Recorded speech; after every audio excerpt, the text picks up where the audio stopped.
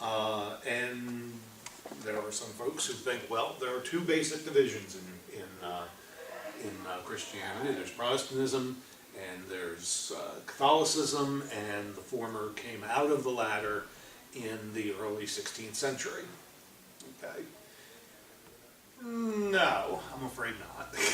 That's not only simplified, but it's wrong. The fact is that the church has been formally divided since at least 451. In 451, something called the Council of Chalcedon made a definition, a basic definition, okay, of the nature of Christ. Okay, what the council said was that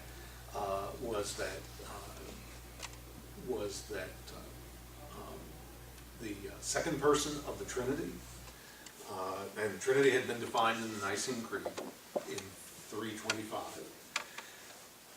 The second person of the Trinity was incarnate in flesh in Jesus, and that on earth Jesus of Nazareth had two natures. Okay?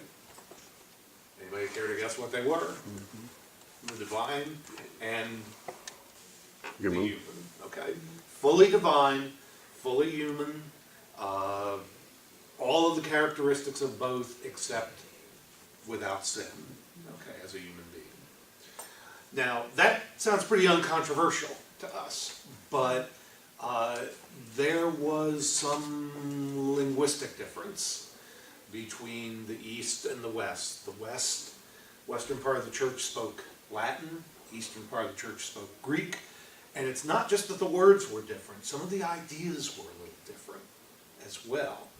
And so in 451, you have the first division of the church into two halves, actually three halves, truth be told.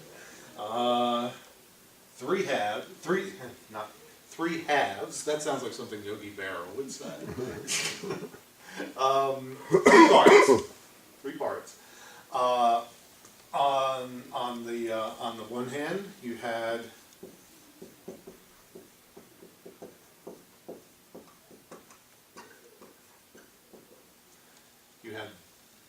Catholicism, which was the main body of the church, and I put the / Orthodox because they tended to go. Both names were included in the two churches, but even at this point, the Eastern Church and the Western Church looked a bit different. Okay, the approach that they took to worship was somewhat different. The language that they worshipped in was different. In the West, they worshipped in Latin. In the East, they worshipped in Greek.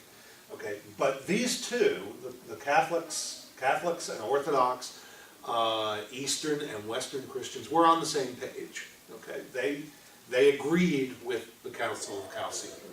Okay, there were two groups that didn't.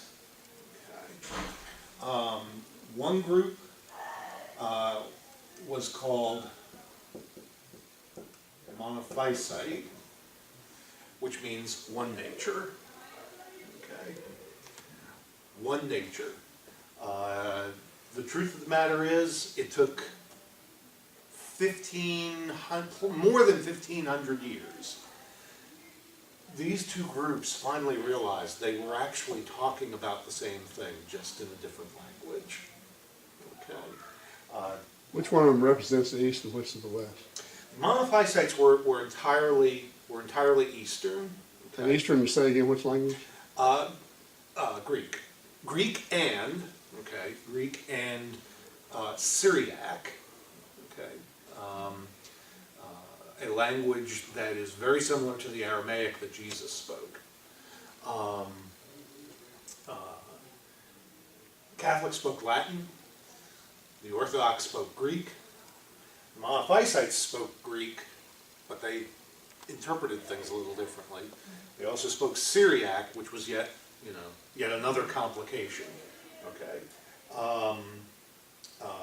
Monophysites were primarily in Egypt and Syria, and they have, within the last 30 years or so, been essentially reconciled with the rest of the church on the subject of the two natures of Christ. Okay. The third group were called Nestorians. They're named after Nestorius, who was an archbishop of Constantinople, what's now Istanbul, and he taught that Jesus had two natures, but that they weren't really connected. Okay, they both existed in him, but they weren't connected. Okay, this is extremely complicated, and the fact is, a lot of these nuances are the kind of trivia that people use to divide themselves. Okay, but that's the important thing. That's the thing that I want to get across. It's not the details of the argument so much as the fact that by the year 500, the church was effectively already divided into three parts. And the interesting thing is that by about 700 to 800 AD, the Nestorian, was actually the largest. Not Catholic or the Orthodox, or the two of them put together. The Nestorians extended all the way from what's now Iraq to China. Now they were Greek speaking? They were primarily Syriac or Persian. Okay. Before there was Islam in Persia, the Nestorians were there, and in fact had their seat, their Rome, in Persia. They are almost gone now. Okay, Monophysites are still around. The Copts in Egypt, there are, goodness, how many? Probably at least 8 million Christians in Egypt, and they all stem from this. Okay, but the Nestorians are almost gone. They were wiped out by Muslims, by Mongols, by Hindus. So they still exist. They're not called that anymore. They still exist. They're very few in number. All right. So you had this is approximately 500 AD. You've got the church already divided into three. All right. I'm going to take these off.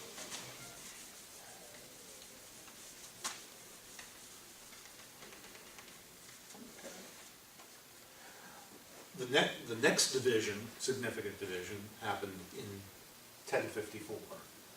These two no longer were divided just by a slash. They were very definitely different. Okay.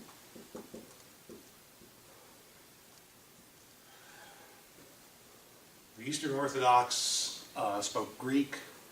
Later on, they spoke Arabic, they spoke Russian, they spoke Serbian and Romanian. They are dominant in Eastern Europe, in Russia. They are still dominant in much of the Middle East where there are Christians. Okay, but they developed along significantly different lines than the Catholic Church did.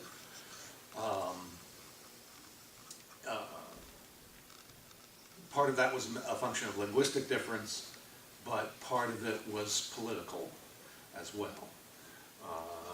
The Catholic Church was allied with the Holy Roman Empire and with other states in Western Europe, like England, the Orthodox were allied with the Byzantine, the Eastern Roman Empire, which existed until it was destroyed by the Turks. Did you say the Orthodox were in England?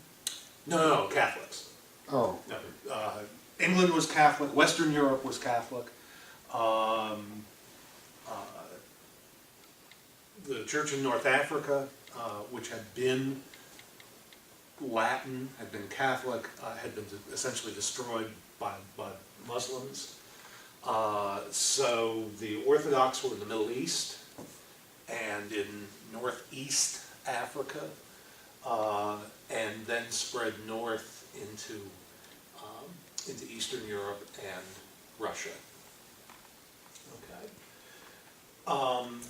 So Catholicism developed through the Middle Ages in Western and Central Europe, but it started showing some cracks as well. One of those, really the earliest of those, were a group called the Waldensians. They arose in the 13th century, the 1200s. They were followers of a man named Peter Waldo. I'm sure you've seen the question, where's Waldo? Mm-hmm. Well, Waldo was in northern Italy. I don't know where he is now. But in the 13th century, Waldo was in northern Italy. And he objected to a couple of different things in the Catholic Church. One was he objected to its wealth. The monasteries, as well as many dioceses, had gotten wealthy, not because they set out to get wealthy. It was just the way the society worked and the way that they worked. They wound up accumulating lands, and as they accumulated lands, they worked that land.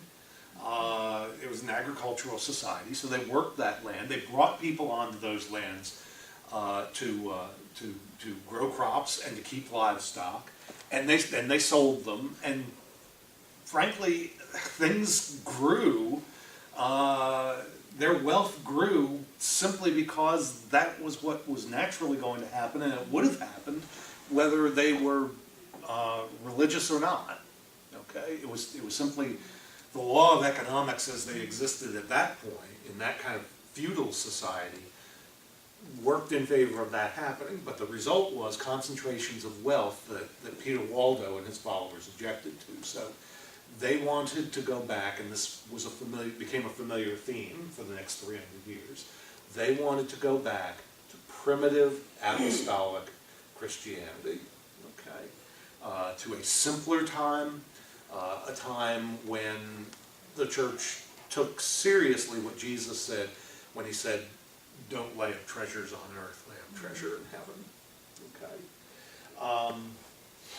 Well, they continue to exist. There are still Waldensians in Italy, which, at least to some extent, shows the persistence of human groups. When we separate ourselves out and we assume an identity, we have a tendency to hold on to that over the course of many years. Well, the Waldensians then were followed by a couple of reformers who didn't start churches, but who gained followers and who kind of laid the foundation for the Reformation. One of those was an Englishman by the name of John Wycliffe, who lived in the 14th century, in the 1300s. His work, at least in part, overlapped the Black Plague, which actually gave a partial impetus to what he did. In the mid 14th century, people were dying in Europe by the millions from bubonic plague. They had no idea how it was transmitted. They had no idea how to stop it. In all, about a quarter of humanity died in the Black Plague, and the estimate is that in Europe, about a third of the population died. Now you can imagine, when a third of the population dies, there's tremendous dislocation. And of course, there's this absolutely pervasive atmosphere of fear. Okay. Well, what Wycliffe, as a religious reformer, observed during that time was that the church responded to the plague, at least in part, by crawling into itself. Okay, throwing up defenses, and people would come to the church seeking help, and be turned away because bishops and priests were too afraid to help them. There were notable exceptions. One that I might mention was a woman named Catherine from the Italian town of Siena, who was later raised to sainthood. She was a noblewoman, okay, who could have easily locked herself in her husband's palace and stayed safe, but who instead took to the streets to help plague victims. And the fact that she did that gave her a reputation that extended through the whole continent. People as far away as England and Scandinavia and Spain heard of her, and she became not an advisor to the Pope, but a public scold to the Pope for some of what he did. The popes in that era were notoriously corrupt, and so she took to scolding the Pope and seeking to bring him back to a genuinely Christian path. Now, we're still talking about Waldensians right now, huh? No, we're at this point we're in the 14th century, time of the Black Plague. I understand that. Okay, But are they descendants of the Waldensians? They no. come from the Catholicism then? yes, Okay. they came directly out of Catholicism. Huss in England was working at the same time, but his approach was a bit different because he didn't focus. Well, he did. He had a strong focus on morals, okay, and attacked the corruption of the church hierarchy. But his primary focus was twofold. One, he advocated for a variety of social and economic reforms that didn't sit well with politicians of the time in England. And the other equally important thing that he did was he advocated certain reforms within the church, one of which was the use of vernacular, the language of the people. Mass was in Latin. Much of what the church did was in Latin. Wycliffe advocated for the use of English in England and French in France and so on. Was it repetitive in the Catholicism then, the language? Did they actually understand what they were saying, or was they just repeating like now? Most priests didn't understand what they were saying. Okay. The training of priests at that point was very poor. They were required to be able to read, which already put them above the run of peasants, but they didn't necessarily understand Latin. They had a rudimentary understanding of the very basics of what the church taught. Their focus was much more on morality, trying to get people to behave. as well as to support the church. And so that was another thing, actually, that Wycliffe advocated, was improvements in the training of priests, so that they could become pastors and not simply parrots who repetitively spoke this language that they didn't even understand. And then, of course, their flocks didn't understand either. At the same time, there was theology developing, okay, that Wycliffe didn't necessarily speak directly against, but which was encouraging the idea that what the priests did was in itself something that would bring salvation, okay. Receiving communion, okay, meant you were receiving the actual body and blood of Christ, and that was it was even referred to as the medicine of salvation. Okay, at that point, it didn't really matter, and the way things were devised were defined. One of the terms that's really important in this is the Latin expression, of course.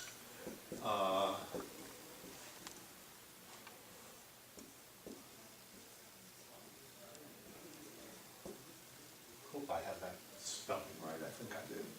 Ex opere operatu. Okay, which means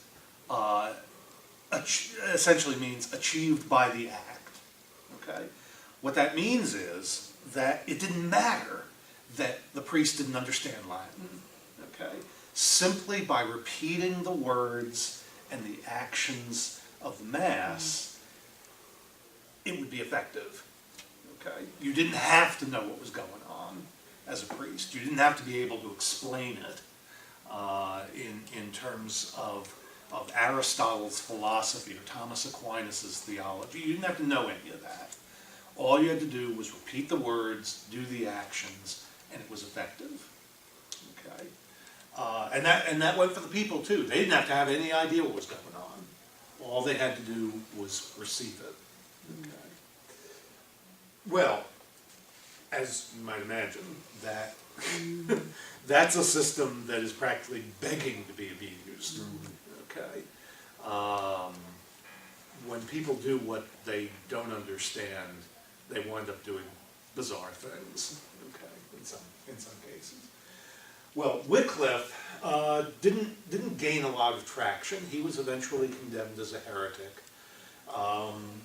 and though he died a natural death, after he died, his body was dug up and burned. Okay, they didn't burn him as a heretic during his life, so they did it to him after he died. Okay, well, Wycliffe was then followed by a man who did start a church. Well, he didn't start the church actually, but it came out of what he did. Okay. Wycliffe was in England. John Huss, H-U-S, John Huss was a Czech. He was a priest, Catholic priest in Prague, and he had two primary focuses that he sought reform on. One was he also wanted the vernacular used. He objected to people not having any idea what was going on, and so he wanted to dump Latin in the Mass, okay, and put it into the language of the people. In his case, it would have been Czech. The other thing that he wanted to do, I should add, in addition, he also wanted the Bible translated into the vernacular. At this point, and Huss is late 1300s and into the early 1400s. He died in 1415. Actually, he was burned at the stake in 1415. at that point, the Bible was not to be found in Czech, in German, in English, in French, in Spanish. It could only be read in Latin or in Greek, if you had access to Greek manuscripts. But in Western Europe and Central Europe, the Bible was only available in Latin. And the only people who read Latin were, you know, members of the church hierarchy and trained theologians. The occasional priest would be able to understand Latin, but so for the most part, what you had at this point was a church that, because its connection with Scripture had been largely severed, it was entirely dependent on the interpretation of a small group of people. The Pope, those around him, members of the church hierarchy, some of whom, at least on occasion, were not religious at all, but were simply politicians who were occupying an office because it was a source of income and power.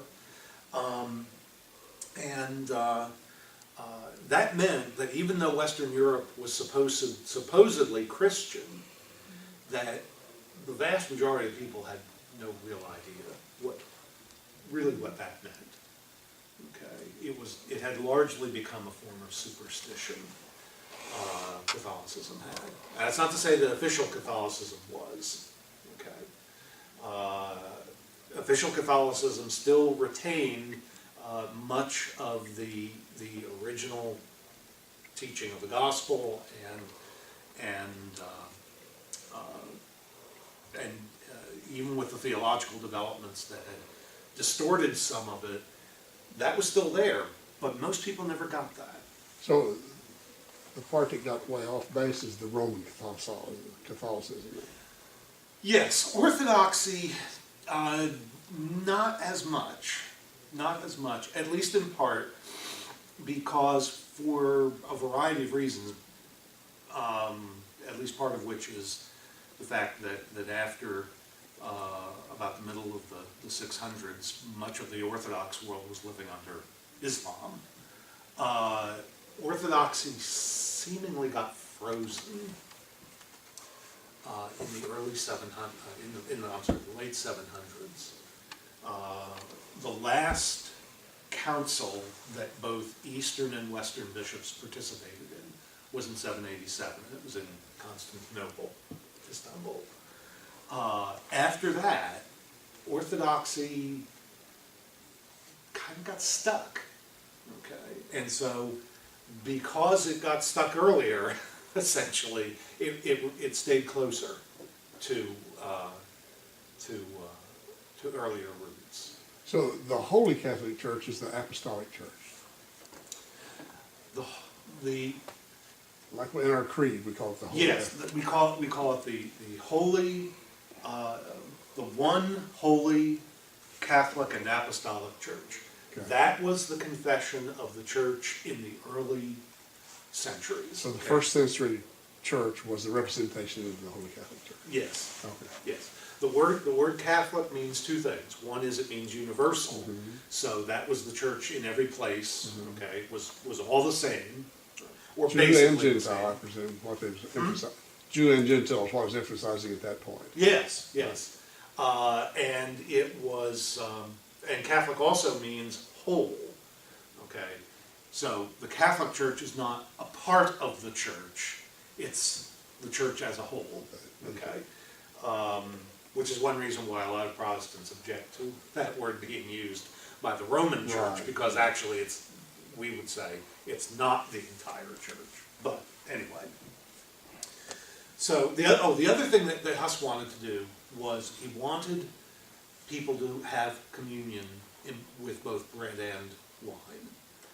In his day, people were only, the congregation was only given the bread, and the reason was because they conceived of the blood of Christ as being real, that the wine being turned into the actual blood of Christ. There was a fear that in the transfer between priest and congregant, there was a possibility that some of it would spill.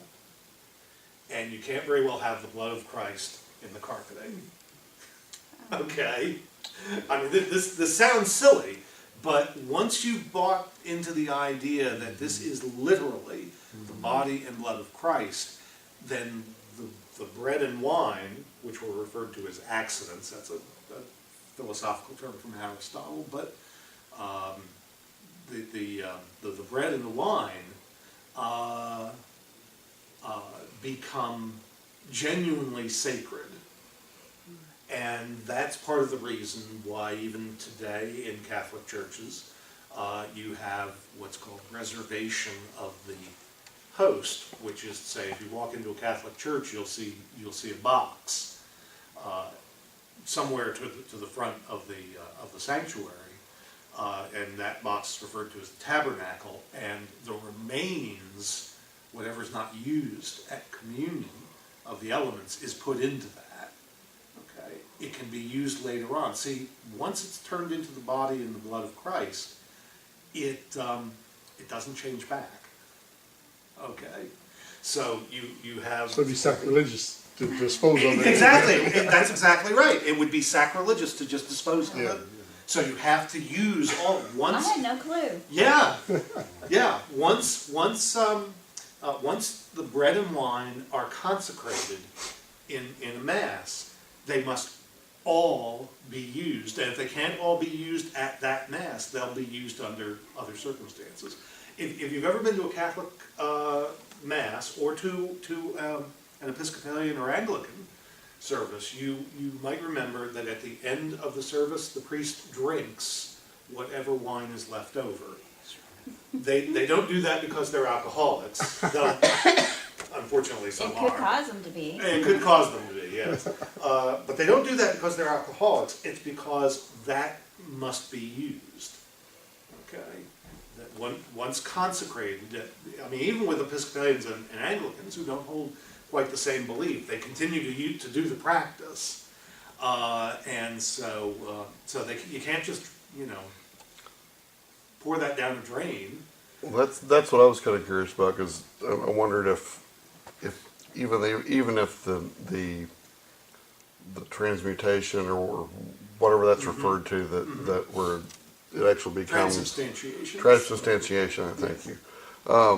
Even if a denomination doesn't particularly believe that, some of the other things about how it's disposed of seems to have gone down as tradition, because when I was in the Methodist church and I was a lay leader and I was helping with communion, one time the pastor was gone and I had to take care of it.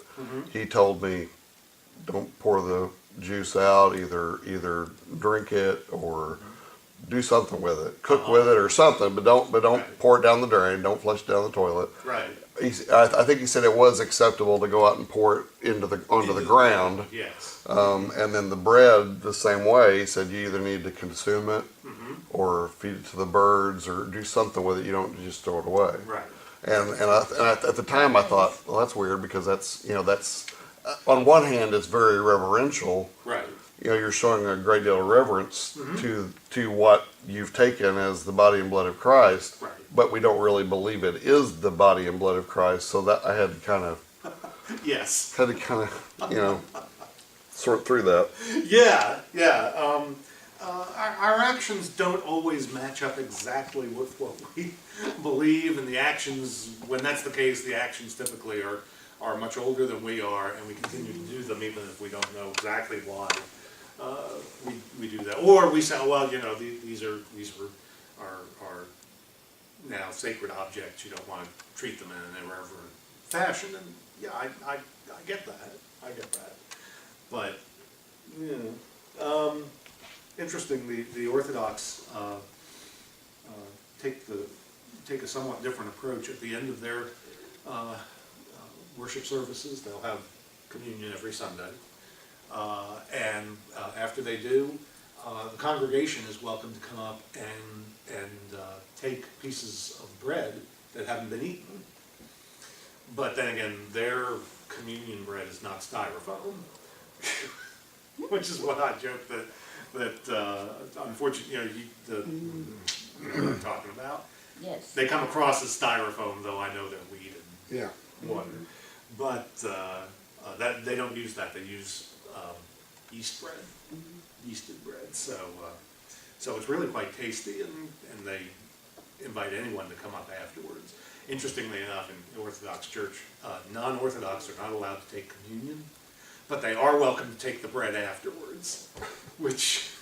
That's weird. That's a little So it's odd, but I holy like the to- hospitality of it. What? So it's holy up to a point, then it's not holy. Well, anymore. maybe. I don't know. I'm not sure. I'm not sure about that. Anyway, Huss did wind up. What did I do with those? See, this is what happens. What did I do with them? Are they up on top of your paper? No. I have caught so much grief for this over the years. I really don't.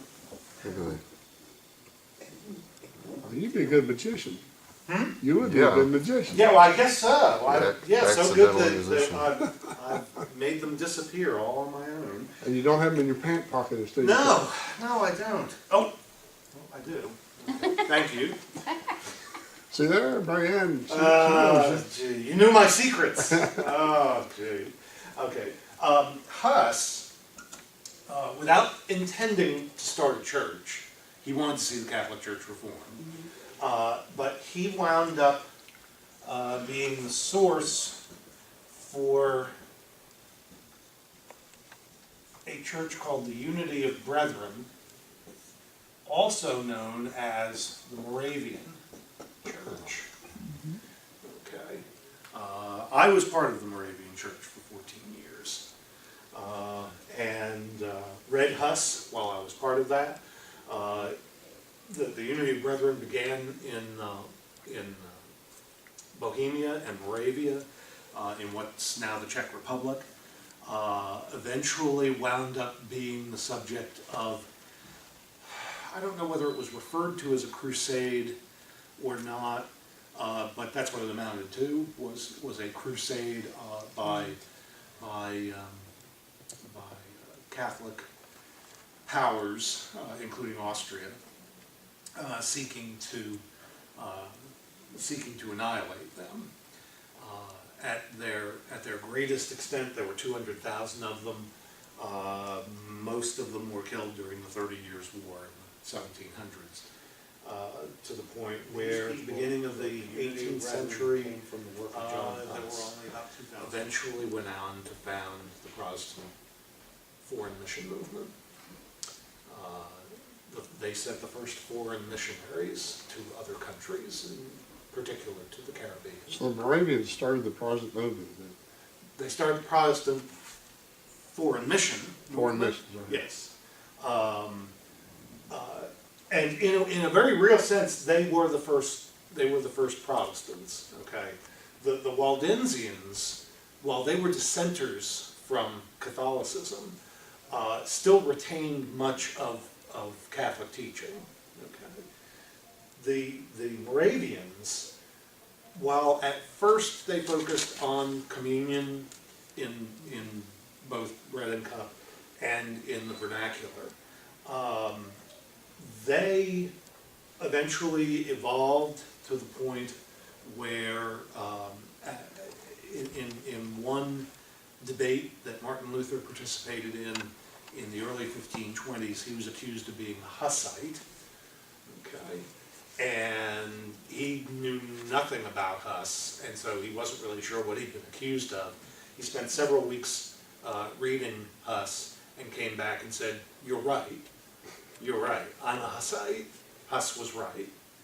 Luther went a lot farther, but the Unity of Brethren eventually wound up adopting at least some of a lot of what Luther taught. Okay, so even today, the Moravian Church refers to itself as the first Protestant church and the only one that still exists from before the time of Luther. So, where I've been going with all of that is October 31st, 1517 didn't happen in a vacuum. Okay, Didn't happen in a vacuum in Martin Luther's life, but more importantly, it didn't happen in a vacuum in European church life. You had these predecessors, you had the prior split between the Orthodox and Catholics, you had the even older split with the Nestorians and the Monophysites, all of which communicated to a lot of people in Western and Central Europe that institutional unity on the part of the Christian church might be a nice ideal, but there are times when it's necessary to break that institutional unity in order to uphold the truth of the gospel. So, that then brings us more or less up to the time of Luther. So next week what I'm going to do is I'm going to start with just a bit of background about Luther, and then proceed on to what he taught and what John Calvin taught a few years later as well. We're almost out of time, but any questions at this point? Okay. Sorry about the extensive history lesson. That's good. But I think a mistake that a lot of Protestants make is thinking that this movement of ours burst, fully formed from the head of Zeus, as it were, like Norse gods. It didn't. It was a long time in development, and I do have a question. yes. Wycliffe, is that the Bible Institute? Is it named after him? Yes, it is named after him. Oh, okay. I'm It just is. wondering, so. Yes, it is named after him because of his pioneering work in translating the Bible into English. That makes sense.